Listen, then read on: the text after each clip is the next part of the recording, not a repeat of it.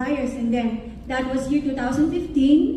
I was watching a morning show. It was a feng shui segment. Year 2015, Farm Monkey, ang swerteng negosyo daw po ay lamig apoy. O di sige, Lapoy ang pangalan natin. Very easy. Lapoy, lamig apoy. Para nga daw po swerte. So tignan nga ho natin kung sa swertihin nga po. Ano po?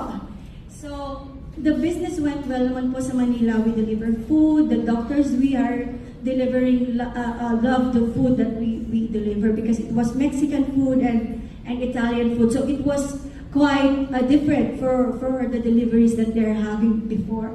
And it happens po na kahit na naging maganda yung flow ng business namin sa Manila, may blessing po na dumating. Nasundan po kagad ang aking pagbubuntis. So, kakapanganak lang, andyan na ho yung